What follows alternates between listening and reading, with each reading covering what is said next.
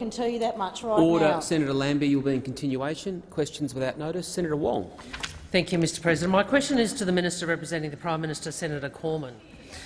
Yesterday, the News Limited papers reported that, and I quote, Scott Morrison is considering slashing the $1,500 JobKeeper payment or phasing it out faster than expected. So I ask the Minister, is the government contemplating the withdrawal of any job seeker support to Australians prior to the current September end date? Minister representing the Prime Minister, Senator Cormann. Thank you very much, Mr President. No. Senator Wong.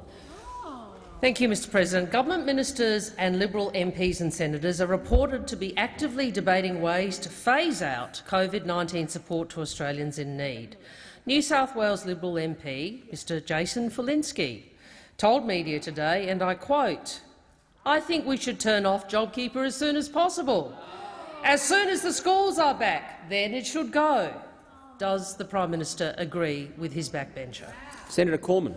Thank you very much, Mr President. Firstly, on our side of the Parliament, on the Liberal National side of the Parliament, individual members of Parliament are entitled to express their views on policy issues, and we think it's a very important part of the democratic debate, and it helps ensure that we get better outcomes going through proper process. Now, in relation to the JobKeeper program, the government's position is, as it always has been, it is a substantial program providing support as we speak to more than 5.5 million working Australians, helping to keep them connected to their employers, and that has been a very good thing, and it's been extremely well received by people right around Australia. We've always said that there would be a review at the midpoint, and Treasury will be conducting that review and reporting that review in June. But we're 6 weeks into a 6-month program, and we're committed to the program for 6 months. Senator Wong, a final supplementary question. Thank you. Final supplementary. Does the Prime Minister share Mr Falinski's view that we should turn JobKeeper off as soon as possible? Just 1 week after JobKeeper finally started flowing, will the Prime Minister cave to backbench demands to snap back at the expense of the continued support the economy and Australian workers need? Senator Cormann. Thank you very much, Mr President. The first point I would make is that it was our government that has put in place the support that the economy, business and working Australians need. Our government.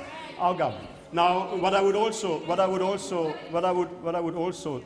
say is that, of course, the member for Mackellar is of course right when he says that we want people to get back into their jobs and working for profitable businesses as soon as possible. Of course that's what we want. Of course we want to ensure that businesses can be back in business in a profitable fashion and can be back employing Australians, investing in their future success, hiring more Australians, paying them better wages over time. Of course that's what we want to see as soon as possible. In relation to the JobKeeper program, the government's position is clear. We are 6 weeks into a 6-month program. There will be a review mid-May, and that is as we've announced it at the outset, and that is what we will stick to. Senator Askew. Thank you, Mr President. My question is to the Minister representing the Minister for Health, Senator Cash. Can the Minister update the Senate on the Morrison government's response to the coronavirus pandemic and the progress Australia is making to protect lives? The Minister representing the Minister for Health, Senator Cash. Thank you, Mr President, and I thank Senator Askew for the question. And in particular, I would also like to acknowledge, given that it is International Nurses Day today, the outstanding and tireless work of Australia's nurses, in particular during the COVID-19 pandemic. Mr President, as the Prime Minister has said, we are fighting a war on two fronts in trying to protect both the health of Australians and our economy from COVID-19. Australians, though, have commenced the road back, following the National Cabinet's decision last week to endorse the National Roadmap for COVID-19 recovery. And what we've seen since that time is state and territory governments respond and provide Australians with the vision for the road back, both in terms of their health and the economy. In terms of the work of the containment of COVID-19, we still have a long way to go. But our testing has now seen 861,000 tests across Australia. The rate of positive returns has now dropped to below 1% across those 861,000 tests. Encouragingly, as we're doing more tests, we are returning a lower percentage of people who are positive across the country. We've now had less than 0.5% per day increase for over 2 weeks, and for that Australians should be congratulated.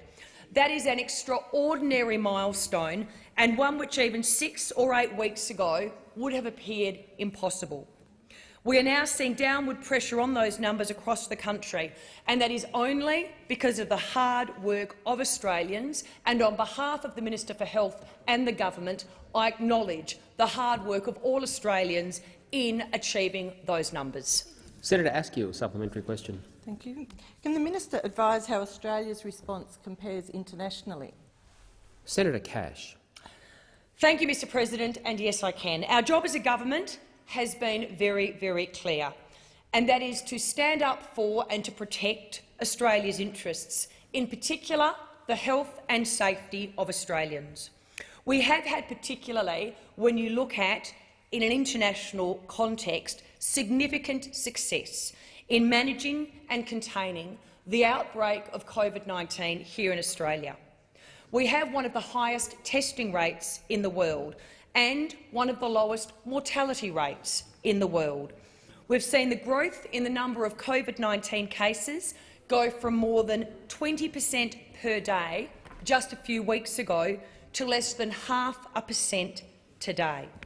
Adjusting for population, the death toll in the UK is over 110 times that of Australia, France 100 times, and the United States it is over 50 times. Again, this is due to the response of the Australian people. Senator Cash. Senator Askew, a final supplementary question. Minister, what are the government's key health priorities to manage risk as Australia begins to ease restrictions? Senator Cash. Well, thank you, Mr President. And in the first instance, as a country, we have now seen in excess of 5.8 million Australians download and register for the COVID Safe app.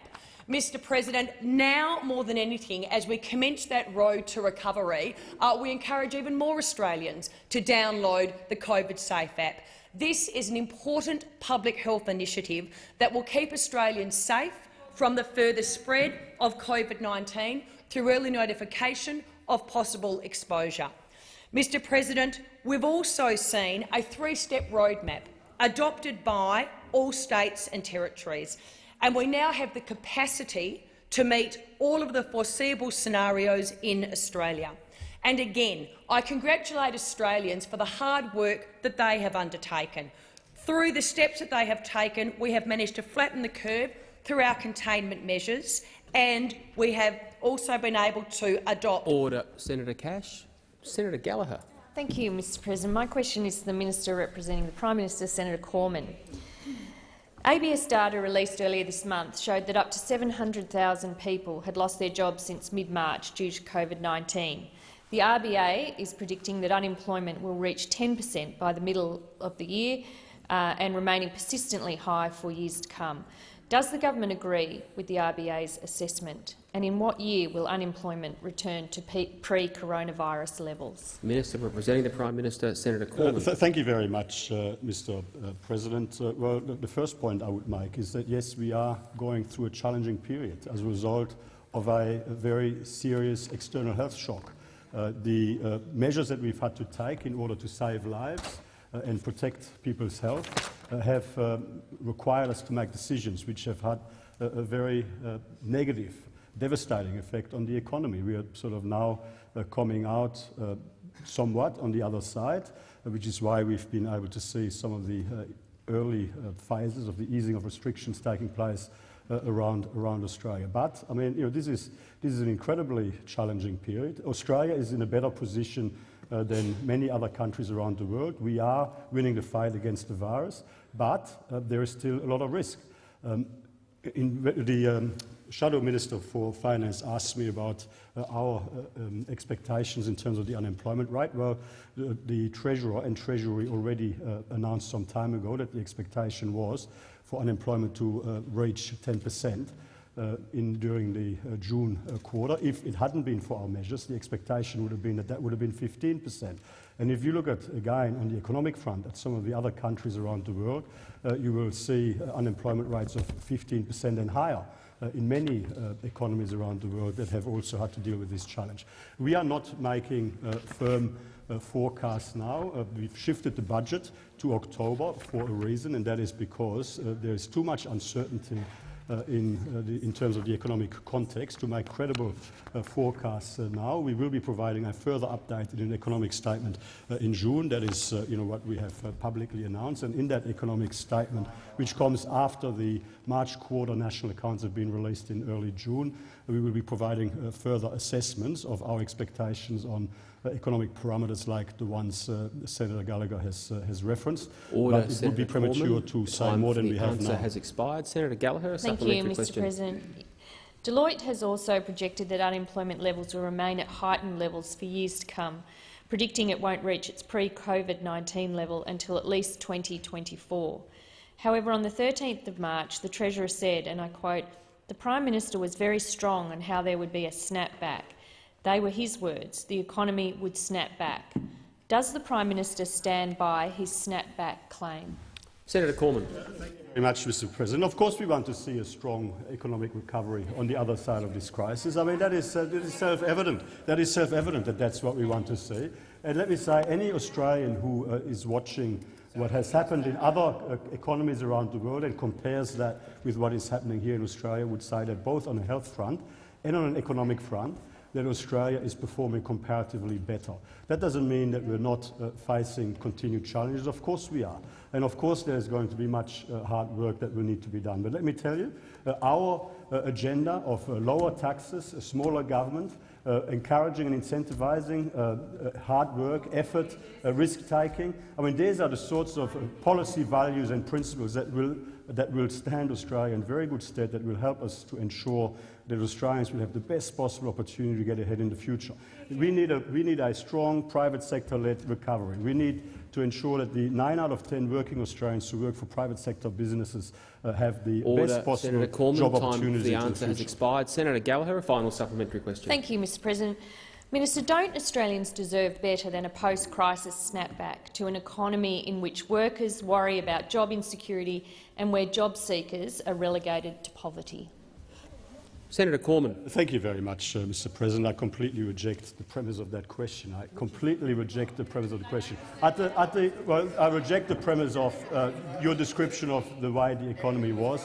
Let me just remind the honourable senator that the last election was actually a referendum on two competing economic plans. Your plan for higher taxes, your anti-business, high taxing, socialist, anti-aspiration agenda, and our pro-opportunity, lower taxes, pro-growth, pro-business agenda, which Australians judged was a better way to ensure that they and that Australians today into the future had the best possible opportunity to get ahead. We will do what we have done in the past. We will pursue a pro-growth, pro-opportunity agenda which will ensure that all Australians have the best possible opportunity to get ahead. And that is, of course, the basis on which, under our leadership, 1.5 million new jobs were created in the economy in the period prior to this COVID crisis hitting us. 1.5 Senator million Cormann, new jobs. time for the answer has expired. Senator Siewert. Mr. President, my question is to the Minister for Families and Social Services, Senator Ruston. Today, the Minister for Finance referred in his speech to ensuring a safety net which is underpinned by a sense of decency and fairness. Does the government think that living on $40 a day is decent and fair? The Minister for Families and Social Services, Senator Ruston. Thank you very much, Mr. President, and thank you very much, Senator Siewert, for your question. One of the things that we do need to make very clear here, Senator Siewert, is that the $40 a day to which you constantly refer is the primary payment for JobSeeker. And that is but the primary payment, and almost nobody in Australia who is on a JobSeeker payment only receives the primary payment. I draw to your attention a number of supplementary payments to make sure that our social security system is targeted, and to make sure that when people need a little bit of extra support, we actually target that support to those people who need it. For example, obviously people who have children are going to require additional support. So through Family Tax Benefit Part A and Part B, we are able to target additional support to those people. People who find themselves in a situation where they're renting, we are able to target our rental assistance to those people. In addition, there are a number of other payments, which could be energy supplement, the utility allowance, the telephone allowance, carers allowance. The list goes on, Senator Siewert. So to say that you're referring to $40 a day is not an accurate reflection to the targeted social welfare system that we have put in place to help Australians when they're down and when they're out of job. Senator Siewert, a supplementary question. Thank you, Mr President. Through you, Mr President. Yesterday the Prime Minister said if people are in jobs, they don't need income support. Does the government think by the end of September that the potentially 1.4 million people who are still unemployed will have found work? Senator Ruston. Thank you very much, and thank you, Senator Siewert. Obviously, the #1 priority of this government over recent weeks has been to make sure that we keep Australians safe from the corona pandemic. We have worked tremendously hard on our health response, and I think everybody in this chamber would have to agree that Australia has done phenomenally well in dealing with our health crisis. But we have a second responsibility, and that is to make sure that we kickstart our economy. And the road to our recovery is going to be built on the back of business, because it's businesses that create jobs. And as Senator Cormann has just said, 9 out of 10 jobs in Australia are with the private sector, and so we are going to work very hard to make sure that we are able to stimulate the Australian economy within a COVID-safe environment to make— Senator Siewert, on a point of order. Point of order. I asked a very specific question in terms of does the government think those 1.4 million people will have found a job? You had a quote from the Prime Minister, and that was a summary of the question you asked. I am listening to the Minister. I've let you remind the Minister of the question. I think the Minister can be directly relevant by speaking to the government's objectives in that matter, but I will listen carefully for the last 15 seconds. Senator Ruston. Thank you, Mr President. Well, I don't have a crystal ball. I don't know whether you do have one too, Senator Siewert, but what I can tell you is that this government will work tirelessly day and night and between now and whenever we are past this pandemic to make sure that every Australian who needs a job— Senator Ruston. Senator Siewert, a final supplementary question. Thank you. Through you to the Minister. Can I ask, is the government going to drop the job seeker payment back to $40 a day after the 25th of September this year? Senator Ruston. Thank you very much, and thank you, Senator Siewert. The government has been very clear that the measures that we've put in place, and there are a number of measures, including the corona supplement that you refer to, that have been put in place to help Australians to be able to get to the other side of this crisis. But we have always said they would be targeted. We have always said that they will be temporary. And we will continue to work with the Australian people and through the economic stimulation that we need to put in place to make sure that we, on the other side of this crisis, are able to get Australians back to work. But we have been very, very clear about the supports that we've put in place, a whole range of them, ranging from the $750 twice economic supplement that we have given to people on pensions, the corona supplement, whether it's been reducing eligibility requirements for people getting onto payment, whether it's been the removal of the asset test. All of these things have been put in place to help Australians to get to the other side of this corona pandemic. Senator Griff. Thank you, Mr President. My question is to the Minister for Aged Care and Senior Australians, Senator Colbeck, as Chair of the Australia and New Zealand Forum on Food Regulation. Minister, I refer you to your recent letter to me regarding the Forum's decision to ask FSANZ to revise its proposal for mandatory pregnancy warning labels on packaged alcohol. In your letter, you claim FSANZ's proposal places an unreasonable cost burden on the alcohol industry. FSANZ's cost-benefit analysis says each new case of fetal alcohol spectrum disorder costs at least $13,847 a year in health and disability costs alone, which equates to a projected annual cost of over $3 million each and every year for new cases. Yet the one-off cost to industry is just $4,924 per product.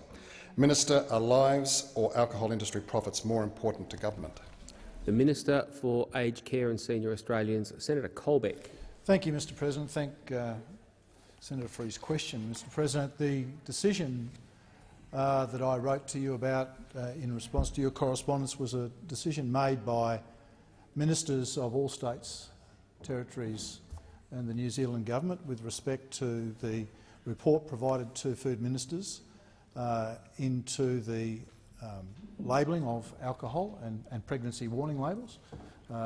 It was considered by all of those ministers, and a majority of states, territories at that forum voted to review the recommendations that have been put forward. I might add, Mr President, that all governments sitting around the table are committed to alcohol warning labels, on compulsory alcohol warning labels on alcohol receptacles. That decision will be made very soon. We've asked for FSANZ to come back to the committee with a report within 12 weeks of the last meeting, which is, I think, from recollection, sometime in June.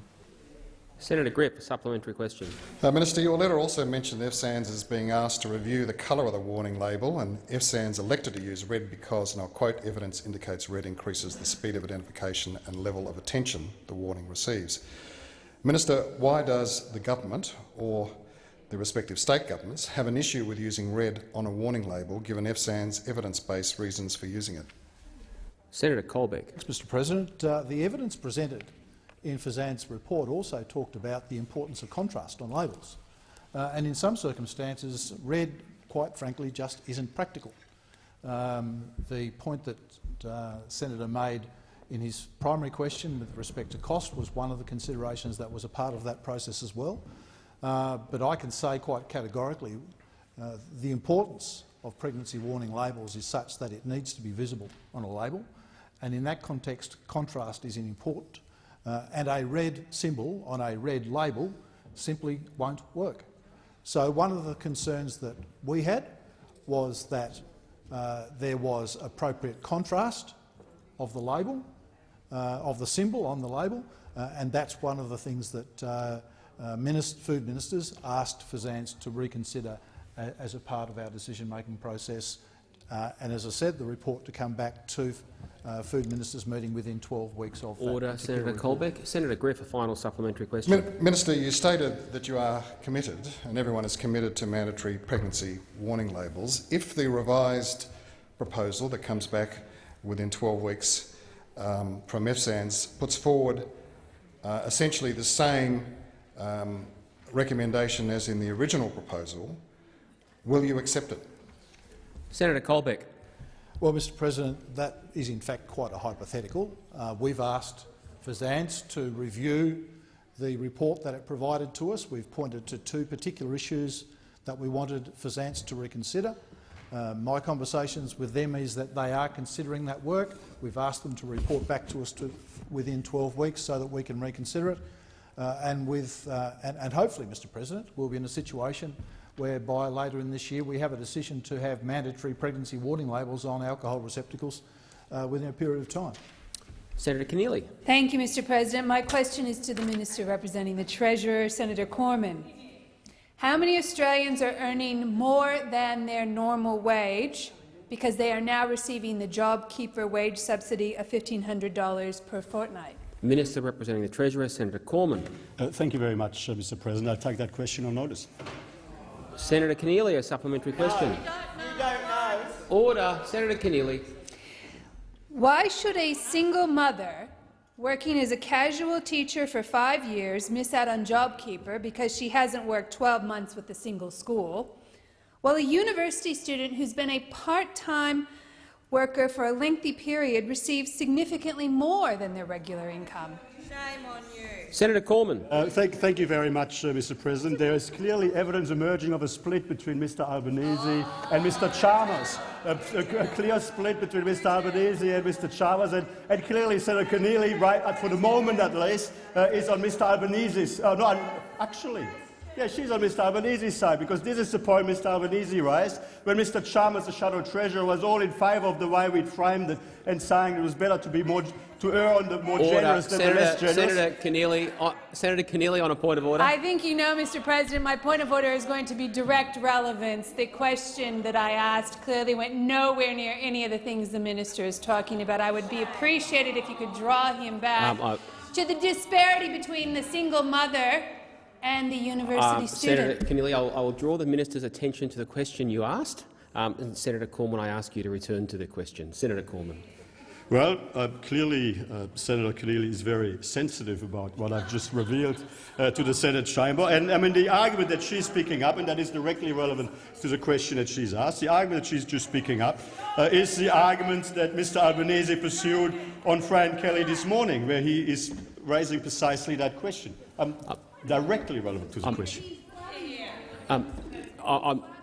Senator Keneally, on the point of order. Sorry, I think that was my fault. Again, direct relevance. He seems to be ignoring your ruling to draw him back to the matter in the question. He is speaking about a member in the other place, not the disparity between the teacher, the single mother teacher, and the university student. Thank you. A design flaw under his own program. Senator Cormann, on the point of order. On the point of order, how can I not be directly relevant when I'm referencing directly the question she's asked, which is directly the same as the question raised by Mr Albanese this morning? I'm going to listen to the minister's answer. He is asserting that the quotation or the reference he's about to point to is directly relevant. I do take senators at face value when they indicate that. I call the minister.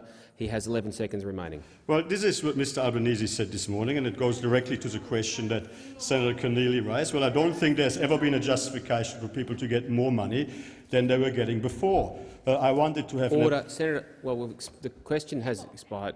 Time has expired, but I'll take the point of order, Senator Wong. Thank you. Maybe perhaps it might be relevant to the next answer, Mr. President. I don't think any president has ruled it in order to persistently simply quote the opposition.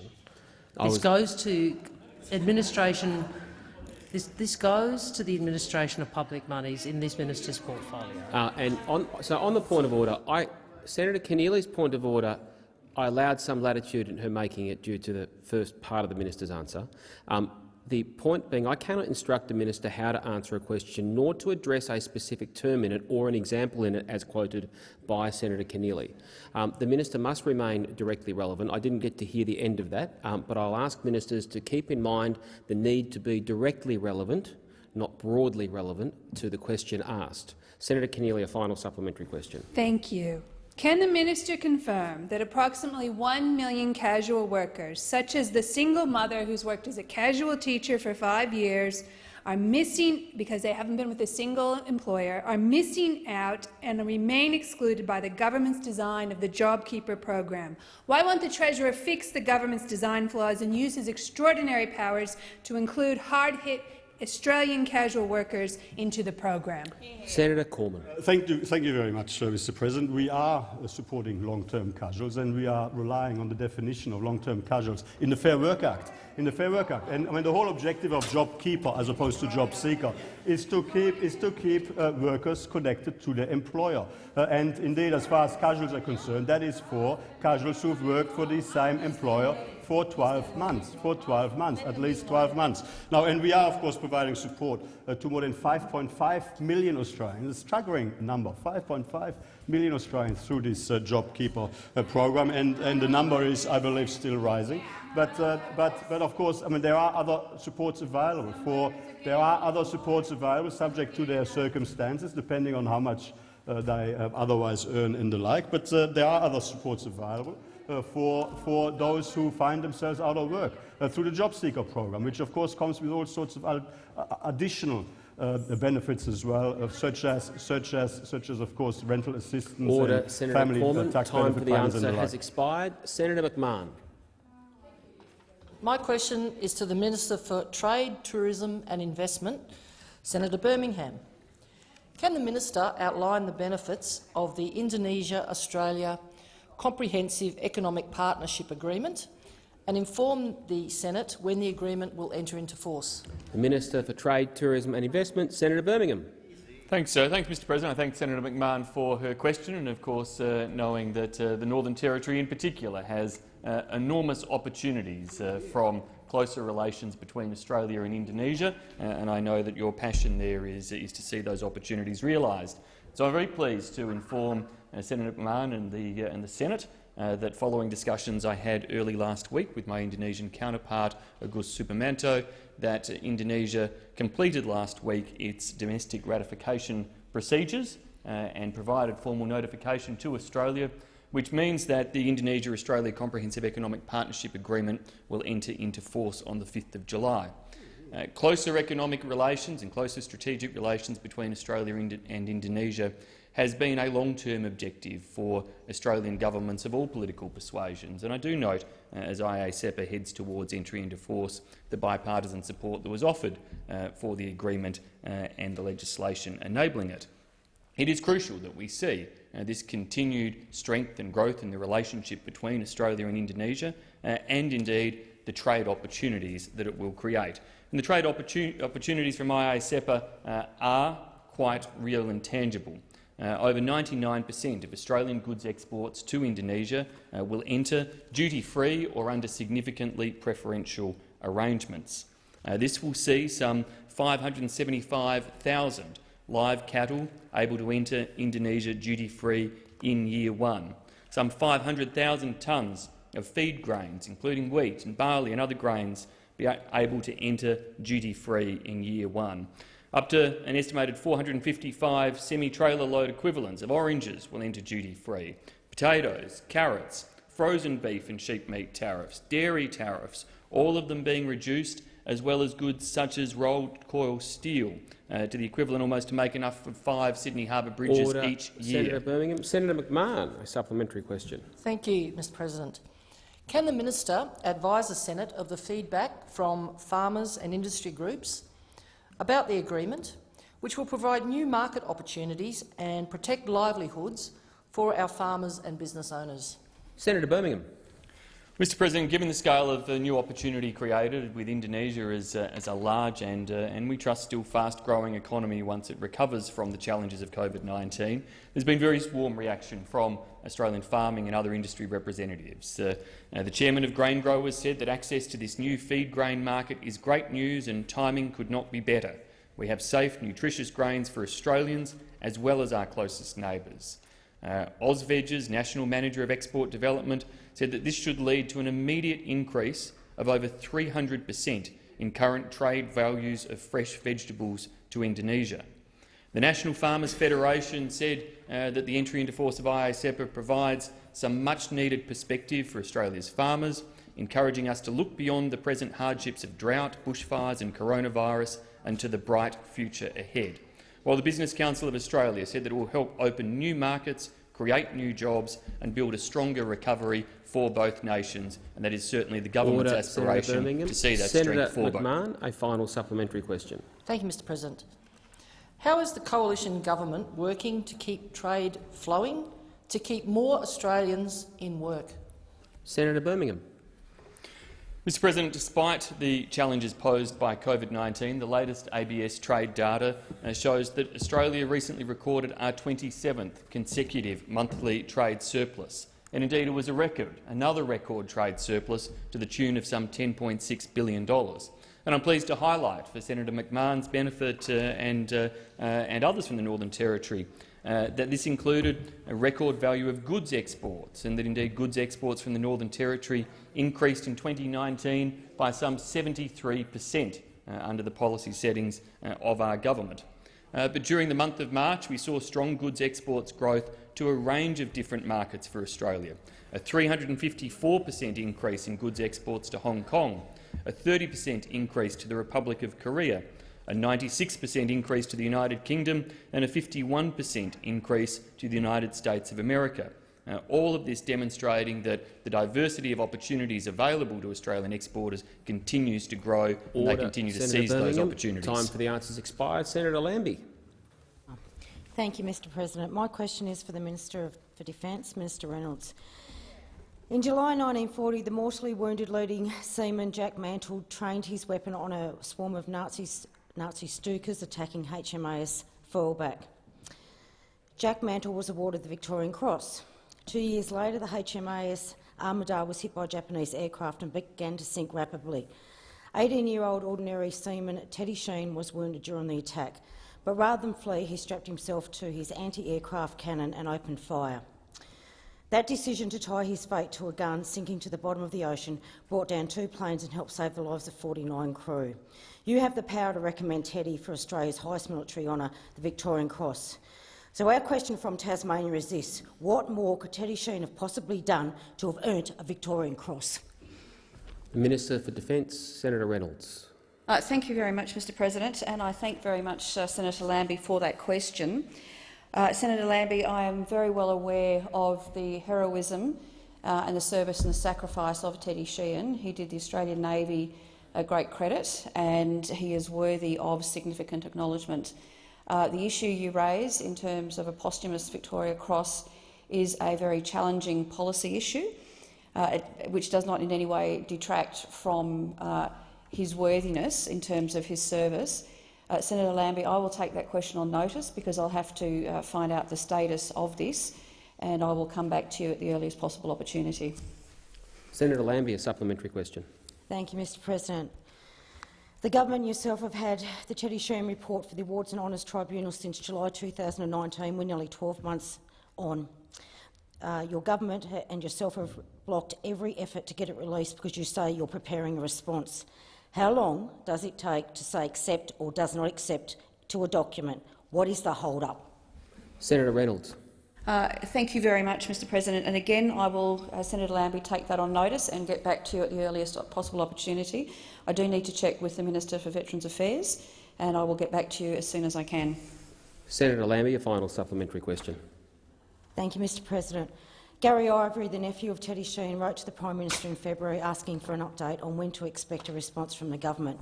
Out of respect to Gary Ivory, he's yet to hear back. Teddy's been waiting for recognition for 78 years. How long is the Prime Minister planning to keep his nephew waiting? Senator Reynolds. Thank you, Mr President. And again, I will take that on notice and I will get back to you at the earliest possible opportunity.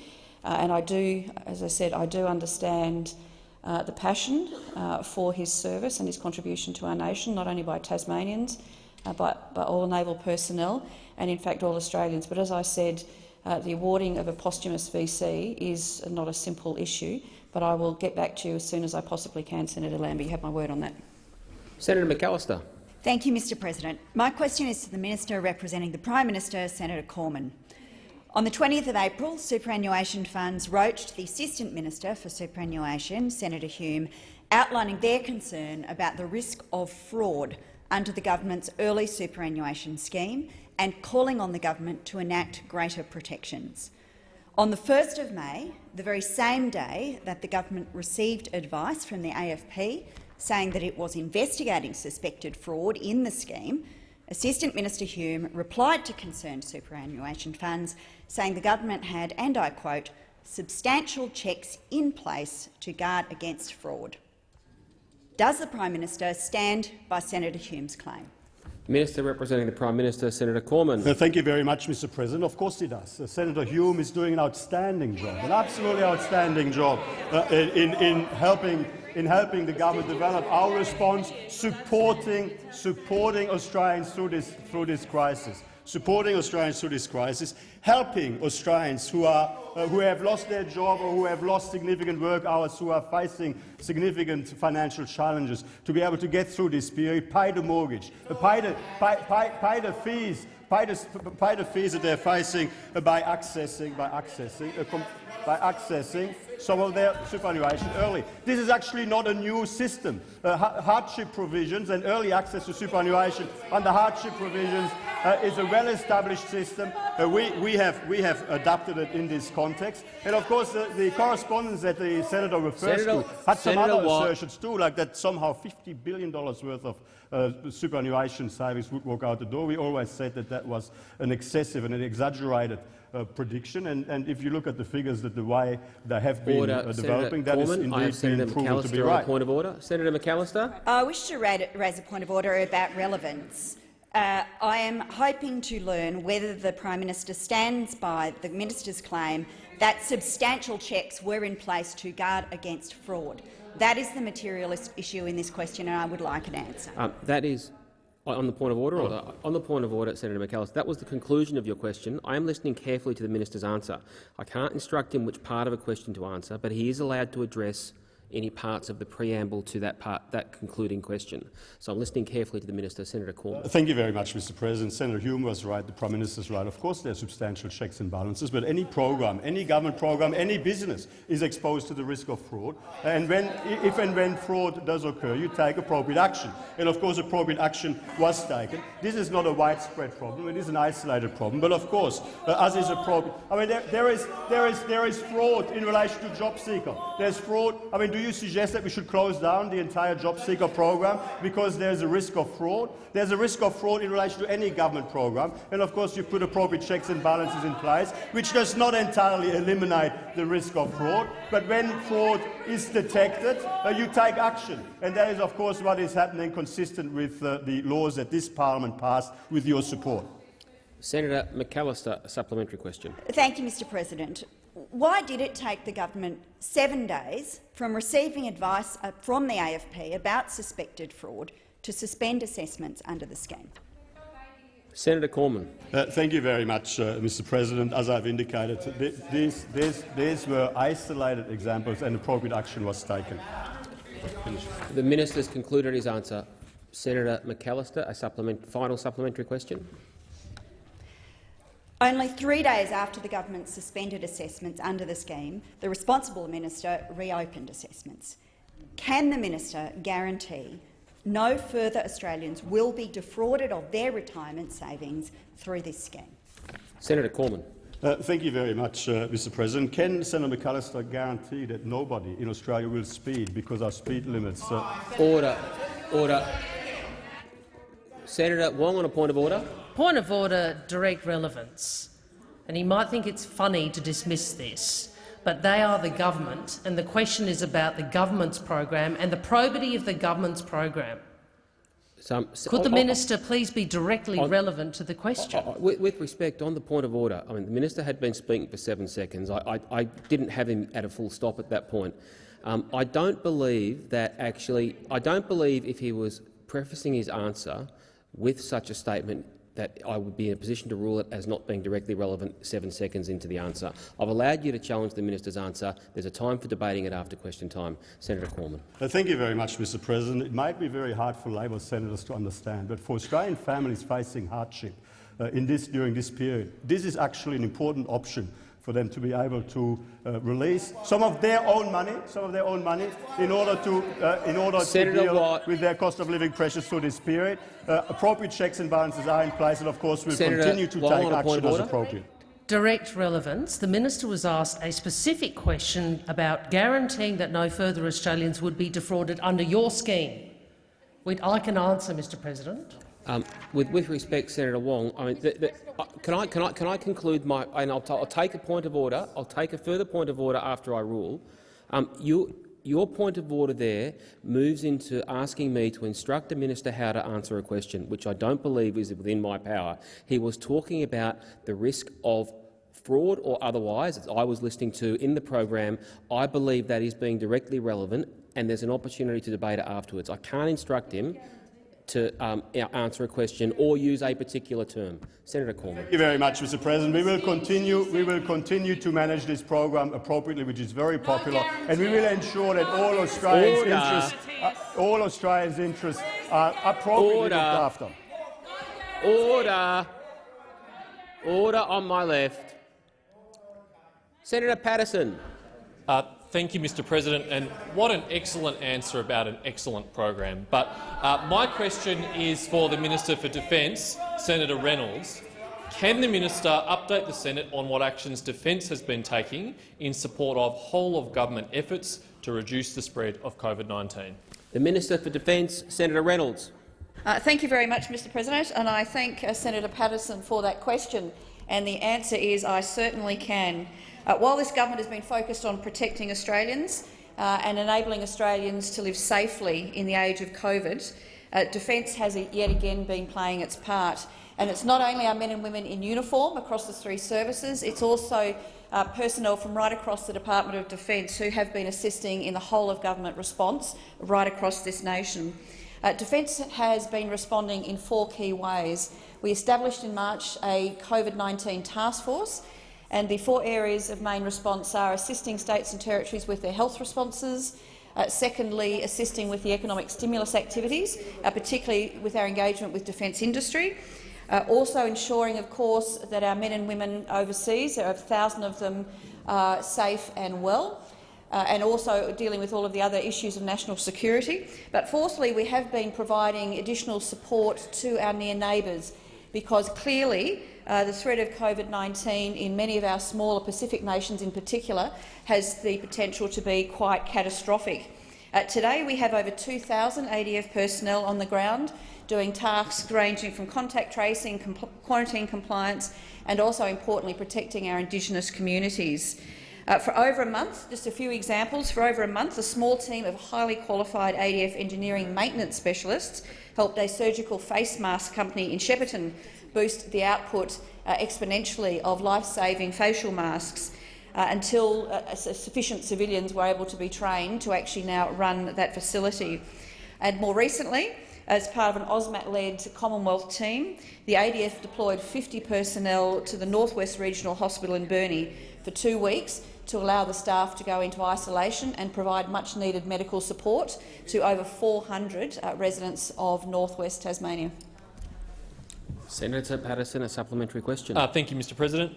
Can the minister inform the Senate what Defence Science and Technology have been doing to support the whole-of-government efforts on COVID-19? Senator Reynolds. Well, again, thank you very much, Senator Patterson, for that question.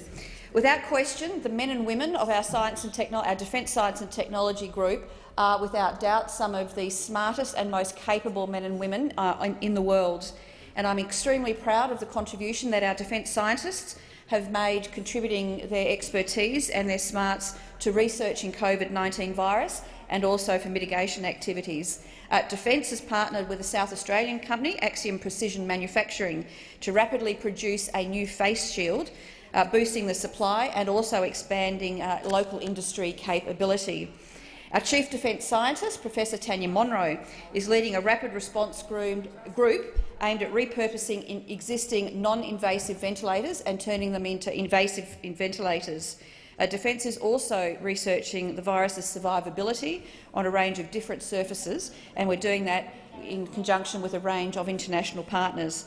And these are just a few examples of what Senator the Defence Reynolds, Science and Technology Group is doing. The answer has expired. Senator Patterson, a final supplementary question. Thank you, Mr President.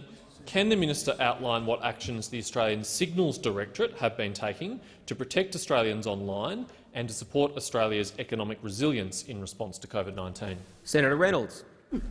Thank you again, Mr President, and Senator, for that question. Again, another part of the defence portfolio that is doing outstanding work as part of our national response to COVID-19. The Australian Cyber Security Centre is protecting Australian families and businesses against COVID-19 related cybercrime, and importantly, cyber attacks against critical areas such as our health agencies and companies. So, to identify and disrupt malicious cyber criminals offshore, the ACSC is closely collaborating with industry here in Australia and overseas, with law enforcement, with government agencies and also with our telecommunication providers. But they're also working with frontline healthcare providers to reduce their risk of cyber compromise at this time. The Australian Signals Directorate itself is using its offensive cyber capabilities to disrupt foreign COVID-19-related cyber criminals. And these criminals are attempting to exploit Australians in this time of crisis, which is utterly despicable. Expired. Senator Gallagher. Thank you, Mr President. My question is to the Minister representing the Prime Minister, Senator Cormann. In response to a question on ABC yesterday about Australians being defrauded of their retirement savings, Senator Bragg said that fraud resulting from the Commonwealth's or the government's early super access scheme was, and I quote, an immaterial component. Is Senator Bragg correct? Minister representing the Prime Minister, Senator Cormann. Thank you very much, Mr President. About $10 billion or thereabouts in early release superannuation payments have been released back to the owners of that money, people saving for their retirement, to help them deal with the challenging circumstances, the challenging financial circumstances they are facing. And there has been a comparatively minor incidents of fraud, which has been detected, which is being acted upon, and the interests of those impacted Australians will of course be looked after. Of course that will be addressed as appropriate. But let me tell you, this is an important program. It's a popular program. We will continue to take effective action to prevent fraud and, of course, to deal with it if and where that occurs. And anyone who commits fraud will have the book thrown at them. Senator Gallagher, a supplementary question. Thank you, Mr President. While Australians facing financial hardship have resorted to access their retirement savings early in the absence of adequate government assistance, Senator Bragg has said, and I quote, "I think it's a good idea to have access regimes like this on a more permanent basis." Does the minister agree with Senator Bragg? Senator Cormann. Thank you very much, Mr President. As I've said in response to an earlier question, individual members and senators on the Liberal National side are free to express their views and to speak their mind. I know that on the Socialist side of the chamber that is not so easy, but on our side people can speak their mind. But as far as the government's position is concerned, the support measures that we have put in place in the context of helping people to transition through the challenging period that we are going through now are temporary. They're not ongoing. And we are not considering making any of the temporary measures ongoing, not this one and not any of the other temporary measures. Senator Gallagher, final supplementary question. In light of that answer, Minister, do you agree that Senator Bragg's plan would undermine Australia's world-class superannuation regime? Senator Cormann. Thank you very much, Mr President. There's just no truth to the premise of this question at all, because there's no proposition by government to go down that path. So the government is not proposing to make that change. Early access to superannuation under hardship provisions is a long-standing arrangement that has been in place, I would think, since inception of compulsory super, if not soon thereafter, and it's appropriate for that to be in place. It's been adjusted as we are going through this period to help Australian families get early access to the superannuation in the context of the hardship they may be facing, given the economic impact of the coronavirus crisis. Now, that is entirely appropriate, but this is a temporary measure. We're not proposing to make it permanent. We don't think that would be appropriate, and that is not something that is on the table. Senator O'Sullivan. Thank you, Mr President. Mic on. My question is to the Minister for Families and Social Services, Senator Ruston. How is the Morrison government supporting Australians who are being impacted by the economic downturn resulting from the coronavirus pandemic? The Minister for Families and Social Services, Senator Ruston. Thank you very much, Mr President, and can I thank Senator O'Sullivan for his question and the opportunity to advise the chamber of the supercharging of the welfare system that has been put in place to help people who find themselves unemployed during this COVID virus outbreak. As we have already mentioned, there is a temporary supplement that is being paid at a rate of $550 a fortnight to people who are on payment. That means that anybody who is currently eligible for a job seeker payment will receive in excess of $1,100 a fortnight for the duration of the pandemic. And this is being paid not just to new people who've come onto payment, but also to people who found themselves already on payment. Job seeker payment, youth allowance payment, parenting payment, people who were on farm household allowance and those on special benefit. But we've also relaxed a number of criteria to make sure that those people who find themselves coming onto unemployment through no fault of their own are going to have a quick and easy access to be able to get the support that they're going to need during this pandemic. For instance, we've waived the 1-week ordinary waiting period. We've waived the liquid asset waiting period, and we've also, for our permanent residents on their pathway to permanent residency and a citizenship of Australia, we've waived the newly arrived residents waiting period. But we've also relaxed the income test measures to ensure, for partner incomes, to ensure those people that find themselves requiring job seeker payments, if their partner's payment is less than $3,700 per fortnight, they will also be able to get access to the job seeker payment. or part thereof. This is in addition to the $750 one-off payment that was made in early April to all people on payments, and a further $750 payment that will be made in July to those people that haven't been eligible for the job seeker payment corona supplement. Order. Senator Ruston. Senator O'Sullivan, a supplementary question. Thank you, Mr. President. What in particular is the government doing to support people with a disability during this time? Senator Ruston. Thank you very much, Mr. President. From the outset, the Morrison government has taken very decisive action to make sure that we protect the lives of Australians who live with disability. They released early on the management and operational plan for COVID-19 for people with a disability, which was received with huge acclamation from the sector, and was a significant milestone in the health response to make sure that people with disability had the protection that they needed during this crisis. But in addition to that, through the social services portfolio, we've announced another over $90 million worth of initiatives in a support package to help Australians, particularly those that find themselves in difficult employment situations. In addition to that, we have put $2 million to a dedicated phone line to support our current web-based outreach programs to make sure that we are able to provide the advice and the direction to service that people with disability may be requiring information about during this crisis. Senator O'Sullivan, a final supplementary question. Thank you, Mr. President. How is the government ensuring stability of services to help protect the lives and livelihoods during this coronavirus pandemic? Senator Ruston. Thank you very much, Mr. President. The absolute focus of this government during this crisis has been to save lives and then to save livelihoods, and to make sure that we can assist Australians to be able to deal with the impact of the coronavirus pandemic. To that end, there have been a number of grants that exist within the Department of Social Services that we use to deliver essential services to all Australians. And in April, I announced a $64 million extension to about 3,000 grant recipients to the 31st of March 2021.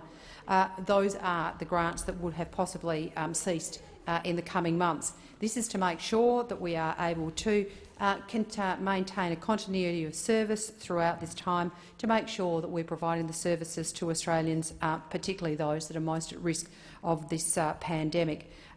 We acknowledge we have a long road ahead, and we are here to make sure that we support all Australians with this great challenge. We have planned for the worst, and we are working hard to make sure that does not happen. Senator Wong.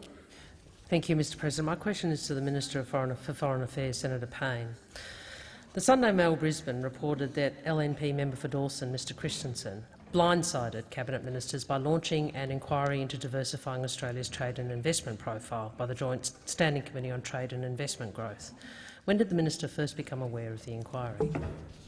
The Minister for Foreign Affairs, Senator Payne. Thank you very much, Mr. President. I thank Senator Wong for her question. As I understand it, the inquiry itself was commenced some months ago, in February of this year. Senator Wong, supplementary question. I ask a supplementary. Did Mr Christensen consult with the minister about his approach before publicising his intentions in the media? Senator Payne. Thank you very much, Mr. President. Thanks, Senator Wong, for her question. As the senator would be well aware, there are countless inquiries undertaken across the parliament, in the Senate, in the House and in joint committees, and I certainly don't expect that every chair will consult with every minister in that process. Mr Christensen did not raise the particular inquiry with me, largely because it had, of course, commenced several months ago in February of this year. Senator Wong, a final supplementary question. Thank you. Does the minister believe it is in the national interest for a backbench LNP member to be so prominent in the management of Australia's largest trading relationship, and does the minister endorse Mr Christensen's actions? Senator Payne. Thank you very much, Mr President. It's certainly the case that Australia's democratic system of government allows, respects, indeed welcomes members of parliament having a voice on issues across the nation, issues in Australia's national interest. It's one of the reasons why we come to this place to go to work. It's one of the reasons why we do this job. It's one of the reasons that we are blessed with the privilege and the opportunity of standing up in a House of Parliament freely and democratically elected to do that job. So, Mr President, I understand the issues that prompt Senator Wong to ask that question, But for my part, I am very strongly attached to Australia's democratic processes, and I will continue to be so.